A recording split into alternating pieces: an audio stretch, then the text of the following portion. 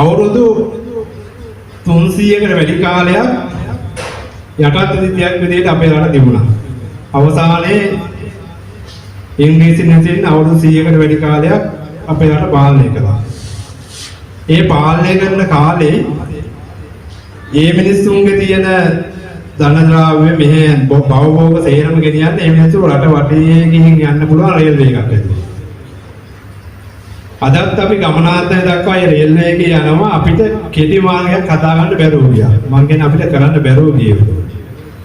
ඒ මිනිස්සුන්ට අධ්‍යාපනයක් ඇදුවා ඒගොල්ලන්ට ඕන කරන accountලා ලියන අය සහ විශේෂයෙන්ම රට යටත් ඉන්දියාව විදිහට තියාගන්න අවශ්‍ය කරන මානසිකත්වයේ දෙන අධ්‍යාපනය. මෙච්චර කාලයකට ඒක වෙනස් කරන්නත් බැරුව ගියා.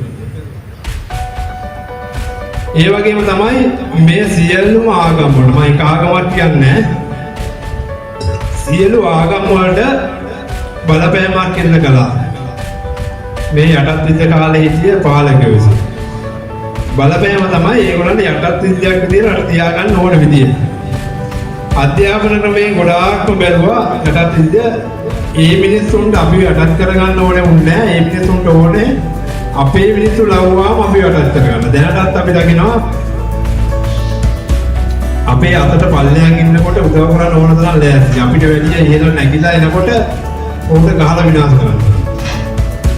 කොහොමද රටට ආදරය කරන මිනිස්සු ඉස්සරහට එනකොට ඒගොල්ලෝ නැගිටිනකොට ඒගොල්ලන් යටපත් කරනවා. ඒක මේ වෙන රටකින් ඇවිල්ලා කලේ නෑ. අපේ රටේ මිනිස්සු මේ අධ්‍යාපනය තුළින් අධ්‍යාපනයේ දැක්කේ තමන් හැදෙනවා. තමන් පාස් වෙනවා. තමන් විභාග ඉස්සරහට යනවා. සමාජ තමන්ගෙන් එක්කෙන යාළුවත් එක්ක තරහ වෙනවා මේ අන්තිමෝ. ඒ වගේ අධ්‍යාපනයක් ඇතුලේ ඒ පාලනයම තමයි මේ ආගම් වලට පොඩි බලපෑම් දෙනවා. නමුත් ආගමක තියෙන හරයට වෙනසක් කරන්න හම්බුනේ නැහැ. ආගමේ තියෙන හරය එහෙම රැකුණා. ඒක දිහා බලන විදිය වෙනසක් කරා. අනිත් දේවල් වෙනස් කරගන්න බැරුව ගියා වගේ අපිට මේ දේවල් බොහෝ දුරට වෙනස් කරගන්න බැරුව යනවා. අපි හිතනවා වෙනස් කරගන්න බැරුව යන්න ඇති කියලා. බැරුව ගියා කියලා කියන්න බෑ. මේ මොටිවේෂන් එක වැඩි කරන දැන කතා කරනකොට සියලුම ආගමික නායකයින් මේ ස්වභාව ධර්මයා තියෙන සිද්ධීන් දිහා බලලා ඒව උදාහරණයකට අරගෙන තමුන්ගේ ජීවිතේ සැප සතුට ළඟා කරගන්න විදිය තමයි කියලා දුන්නා. සියලුම ආගමික නායකයින් කියලා දුන්නේ ස්වභාව ධර්මයාගේ වෙන සිද්ධීන් දිහා බලලා ඒ ප්‍රයෝග කරගෙන ඒ සිද්ධීන්ගේ උදාහරණ විදිහට අරගෙන තමුන්ගේ සැප සතුට වැඩි කරගන්න. මම හිතනවා ඒක කිව්වට තේරෙන්නේ නැහැ. මම පොඩි උදාහරණයක් ගන්නම් බුදුදහම. අපි ආගම් ඇතුළට ගිහින් කතා කරන්න ඇත්තටම කැමති නැහැ. මේක මෙන්න මේ වගේ දේවල් කරන්න පුළුවන් කියලා පොඩි උදාහරණයක් විතරයි. අපි කියන්නේ කරන්න කියලා. එහෙනම් කරන්න කියන අරගෙන මම මෙතන කියන්නේ මෙන්න මේ වගේ උදාහරණයක් ගමු.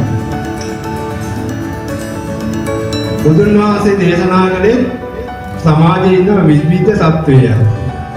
ඒ අයගේ සැප සතුට ළඟා කරගන්න. ඒ නිසා හොඳ විවාහ ජීවිතයක් ගෙනියන්නේ කොහොමද කියලා ධර්මයෙන් දේශනා කරනවා. හොඳ ව්‍යාපාරයක් කරන්නේ කොහොමද කියලා දේශනා කරනවා. මුදල් ටික රැකගන්නේ කොහොමද කියලා දේශනා කරනවා. එදා හිටිය මිනිස්සෙකුට අද හිටිය කෙනෙකුට හොඳ උසස් තැනකට ඇවිල්ලා හොඳට සල්ලි හම්බ කරලා හොඳින් ඉන්න පුළුවන් හැම දෙයක් ගැනම දේශනා කරනවා. දැන් එහෙම තියෙද්දි දැන් බුදුදහමේ අනිත්‍ය ගැන අපි කතා කරනකොට අනිත්‍ය තුළ දකින ප්‍රධානම දේ තමයි අර මලක් පූජා කරලා ගාතාවක් කියනවා.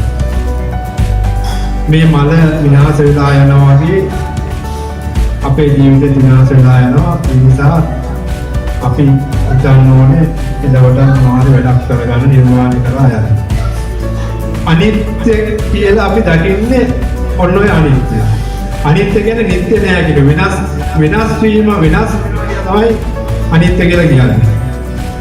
එතකොට මල් පොහොට්ටුවේ අනිත්‍ය මොකක්ද? අනිත්‍ය කියන්නේ වෙනස් වීම නම් මල් පොහොට්ටුවේ අනිත්‍යයක් තියෙන්නේ. මල් පොහොට්ටුවේ අනිත්‍ය තමයි මලක් වෙනවා.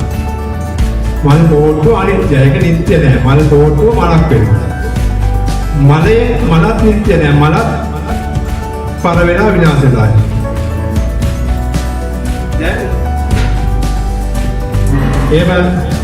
එහෙම කියලා අපි එකම ගාථාව කියලා වදිනවා. දැන් ගිහි අය බලාපොරොත්තු වෙන්නේ හොඳ විවාහ ජීවිතයක් ගෙනියලා හොඳට සල්ලි හම්බ කරලා හොඳ ගියක් හදාගෙන හොඳ වාහනයක් අරගෙන හොඳ සැපවත් ජීවිතයක් ගත කරනවා. මේ සමාජයේ සියලු පුරවැසියෝ දෙකට බෙදුවොත් බෞද්ධය ගිහි පැවිදි කියලා දෙකට වෙනවා. ගිහි අය බලාපොරොත්තු වෙන අරමුණ මම හිතන්නේ මම මේක මගේ බුද්ධලික අදහසක්. ඔය මල් පොට්ටුවේ ඉඳලා මලක් වෙනවා.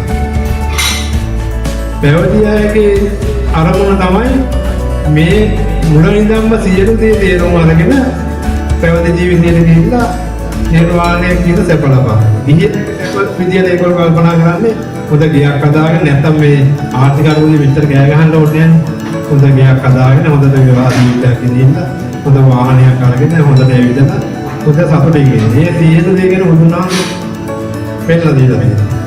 එතකොට අපිට පුළුවන් නම් කෙනෙකුට කියන්න මේ මල් පොහොට්ටුව මලක් වෙනවා වගේ ඔයාගේ ජීවිතය සාර්ථක කරගන්න, ඔයා දියුණුවට ළඟා වෙන්න, ඔයා මේ පිපිච්ච මලක් වගේ ඔයාගේ ජීවිතය සාර්ථක කරගෙන සුවඳවත් කරගන්න. අන්න එතනයි මොටිවේෂන් එකක් ඇති වෙන්නේ. එතකොට කිසි කෙනෙකුට මොටිවේෂන් එකක් වෙනවා. අපි හැම වෙලේම ඕක කියන්න ගත්තොත් නිකන් අපි ඔයාගේ මේ පොඩි දරුවෙක් ගත්තාම ඒ දරුවා ලොකු වෙනකම්ම අර දේ කිව්වොත් ඉතින් සාර්ථක කරගන්න හොඳින් මහන්සි වෙන්න වැඩ කරන්න සුවදාමන මනක් වගේ ඔයාගේ ජීවිතේ ඉදිරියට ගෙනියන්න. ඒ වගේ අදහසක් එයා දිගින් දිගට දුන්නා මෙයාට මොටිවේෂන් එකක් ඇති වෙනවා. ධෛර්යයක් ඇති වෙනවා. අර අනිත්‍ය ගැන කතා කරනකොට ඒ සියලු දේ තේරුම් අරගෙන එතනින් එහාට ගියේ බොහෝ දුරට පැවති අය මේ ගැන හොඳින් අවබෝධ කරගෙන ඒගොල්ලෝ ජීවිතයේ අනිත්‍ය ගැන ඒ සැප ගැන මුදල් පස්සේ පන්නන්නේ ඔයා යාන වාහන ගැන පන්නන්නේ එහෙම කිව්වොත් තමුන්ගේ නිර්වාණය කරා ගමන කෙටි කරගන්න. මම මේ කිව්වේ ආගමික සංකල්ප උදාහරණයක් ගත්තේ ආගම සංකල්පය තුලින් කොහොමද මොටිවේෂන් එකක් ඇති කරන්නේ. දැන් බොහෝදුරට ඔය ගාථා යටත් මගේ අදහස මම දකින්නේ ඔය ගොඩක් තියලා යටත් නමේ බිහි වෙච්ච ගාථා නම් ඒ හා සමානව අද වර්තමානයේ තවත් ඒවා තිබෙන්න ඕනේ. මගේ කතාව කිව්වේ මම බුදුදහමේ උදාහරණයක් ගත්තට මේක සියලුම ආගම් වලට පොදුයි. හැමෝම මේ ප්‍රශ්නෙට මුහුණ දෙනවා. මම මෙතෙන්ද කිසිම වෙලාවක අදහස් කරන්නේ ආගමක් නිසා රටක් බංකොලොත් වෙන්නේ එහෙම ලෝකෙ කොහේවත් වෙලා නැහැ.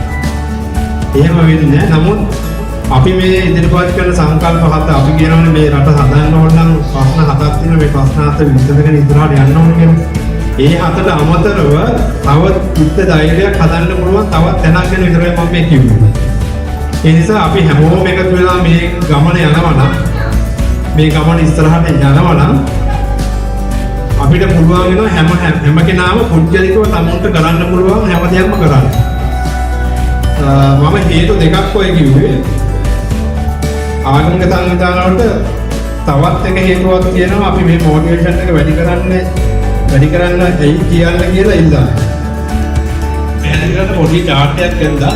මම හිතනවා මේකෙන් ආගමික සංවිධාන වලට මොටිවේෂන් එක වැඩි කිරීමේ වැඩි හැකියාවක් තියෙනවා. ඒක කොහොමද කරන්න කියලා මේ දුන්නේ chart එකේ මම පොඩ්ඩක් පෙන්නන්න. මේක ඇඳගත්තේ තේරුම් ගන්න ලේසි ඉඳලා. ඔය පොහොසත් අය කියලා පෙන්නන්නේ සාමාන්‍යයෙන් අද වර්තමානයේ රටේ 10% විතර ඉන්නවා පොහොසත් අය.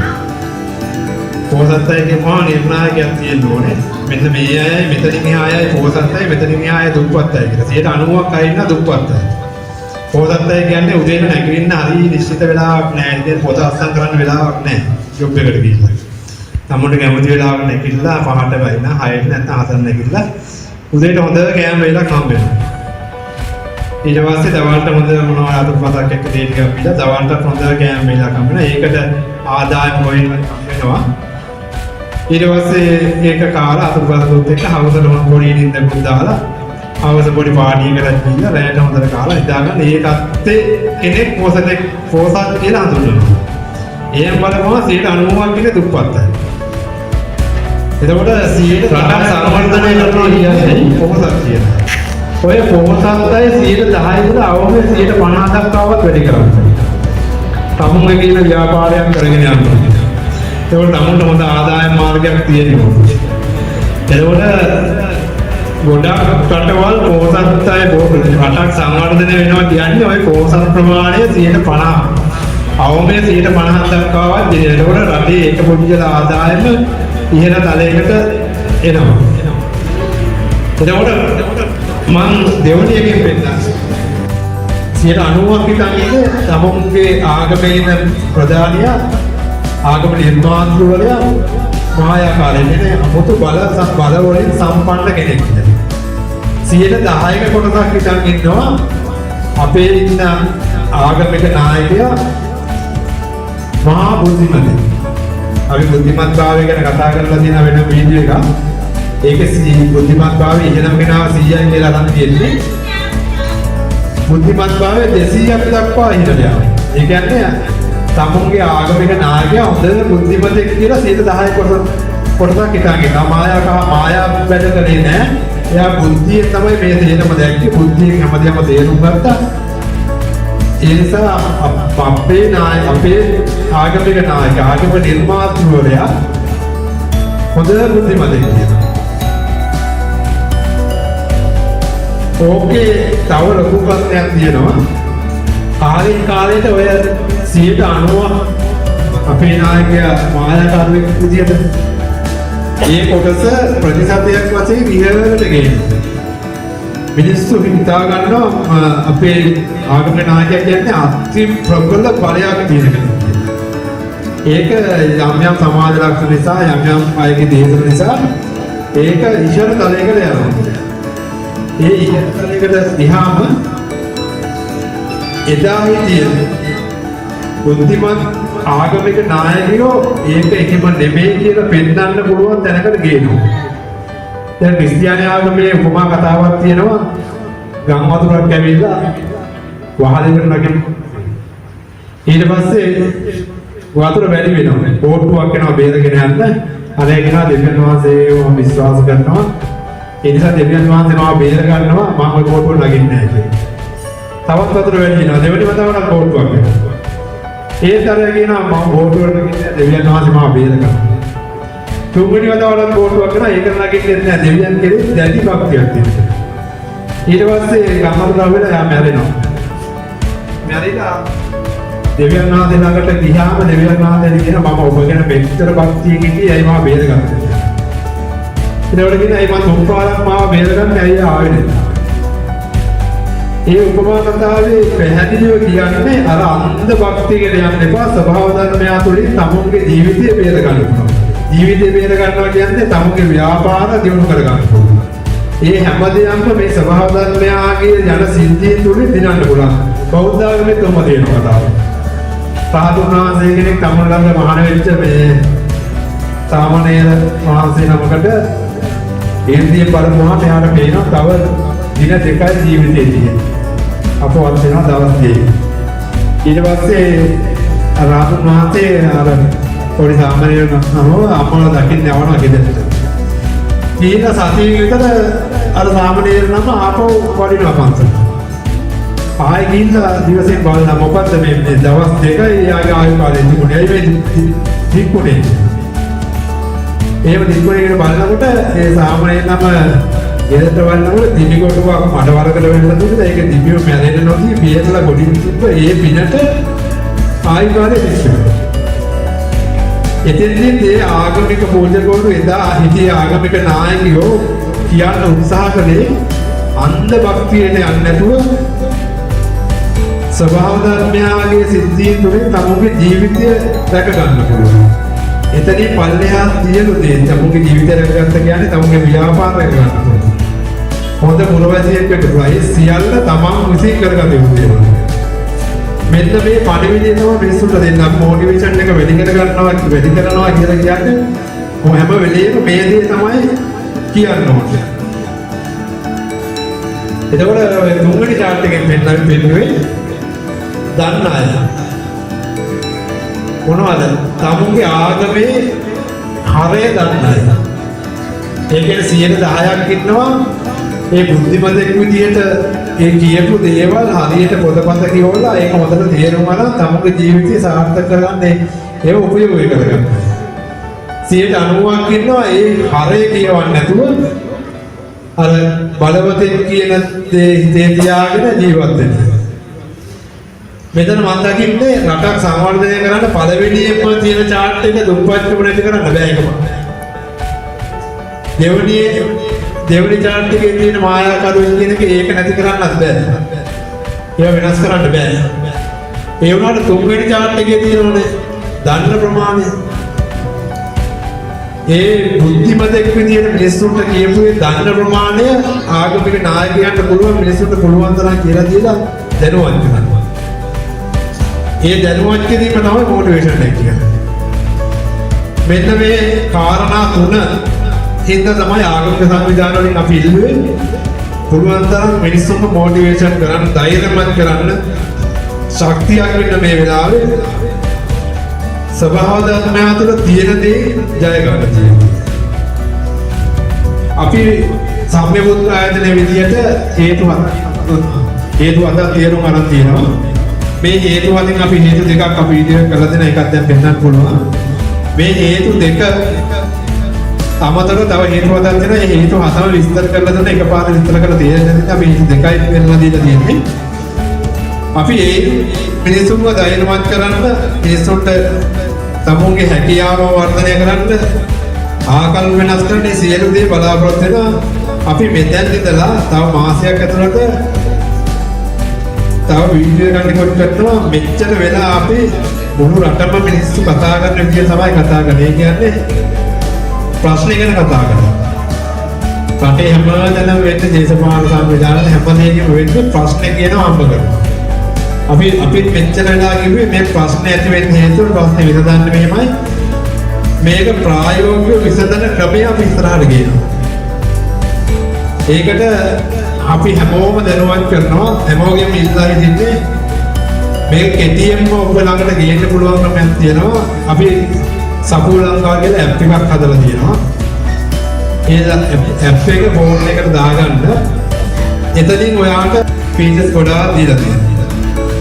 ඒ නිසා අපිත් එක්ක එකතු වෙන්න sammyaputra.com කියලා ගැව්වත් අන්තර්ජාලයේ අපේ වෙබ්සයිට් එක ලොග් වෙන්න පුළුවන්. ඒක ඉතින් ලොග් වෙලා විදේශ රැකියාවක් කරලා යන්න බලාපොරොත්තුවක් තියෙනවා නම් කාය හරි ෆෝම් එකක් තියෙනවා ඒක ෆිල් කරන්න. එතකොට විදේශ රටකට අපේ මොනවා හරි දෙයක් අපනයනය කරන්න බලාපොරොත්තුවක් තියෙනවා නම් අපේ වෙබ්සයිට් එකට එන්න sammyaputra.com ඒකට ඇවිල්ලා ඔබට අපනයන කරන්න පුළුවන් දේ සටහන් කරලා ෆෝම් එකක් තියෙනවා ඒක පුරවුවාම අපි ඔබ යොමු කරනවා ඒ අදාළ ආයතන වලට අපි හරහා අපනයන කරනවා. ඊට අමතරව ඒ තුලින් අපේ වැඩසටහන පිළිබඳව වීඩියෝ බලා ගන්නත් පුළුවන්. ඔය වගේ මහා වැඩි කොටසක් ඉෂ්ට වෙනවා. පහසුම දේ තමයි සපුල් ලංකාව කියන ඇප් එක ෆෝන් එකට දාගන්න. එතකොට මේ පහසුකම් ඔබට ඔබේ අතලඟටම ගෙනල්ලා දෙනවා. අපි කරන හැම දැනුවත් කිරීමක්ම ඒ වලින් ඔබට ලබා දෙනවා.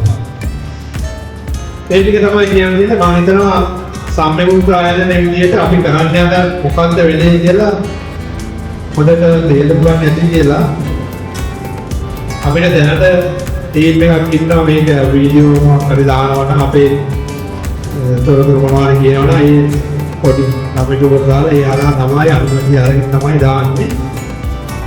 ඉස්සරහට බලාපොරොත්තු වෙනවා.